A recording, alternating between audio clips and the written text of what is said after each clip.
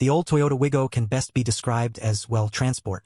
It won't wow you in any way and quite frankly, was way too long in the tooth before the all-new model arrived in 2023. Yes, it was cheap, but it was the very definition of you get what you paid for. Nothing more, nothing less. Against other similarly sized cars, the previous 10 Wigo just felt outclassed. It was slow, even among its peers, buzzy, unrefined, and quite frankly, not too fuel efficient. If it didn't have a Toyota badge on, we doubt anyone would buy it. But thankfully, the redesigned model is here after nearly a decade of the first-gen model. Longer, wider, and taller than before, it promises to be a far more substantial car than before.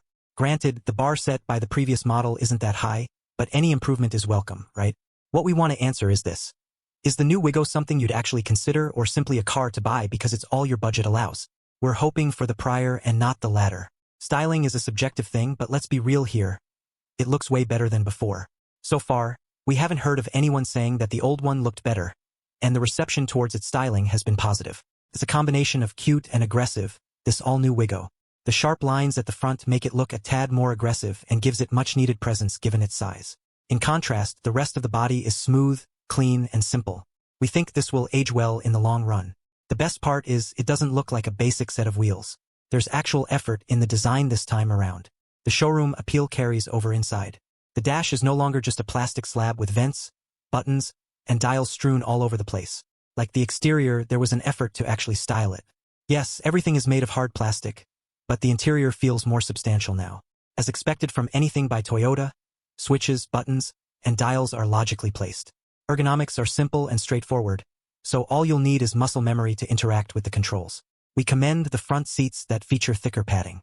It's a welcome thing for those who have to drive the Wigo for long distances. Speaking of the seats, we're also happy to see a seat height adjuster. Space is what you'd expect from a car its size. It's good for its class, but we reckon it could be a little bit better. There's no problem with headroom in front, but some might find shoulder and legroom at a premium. At the back, legroom and headroom are also decent, but the mounts for the front seat get in the way of foot space. That said, it's heaps better than the previous model. But the small sacrifice in rear passenger space does pay off in cargo space.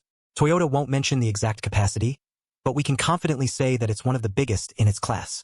There's a longer and wider cargo floor, meaning you don't have to bring out your Tetris skills when it's time of due groceries. The all-new Wigo has a 1.2-liter, 3-cylinder engine straight from the Ray's crossover. However, that engine is not offered in the Philippine spec model. Instead, we get an updated version of the familiar 1.0-liter, 3-cylinder mill. The local Wigo makes 66 horsepower and 89 newton-meters of torque, a very modest increase of 1 horsepower and 1 newton-meter of torque. Toyota has finally ditched the 4-speed automatic in favor of a continuously variable transmission. Obviously, it's not a fast car, but the Wigo was never meant to be an autobahn cruiser.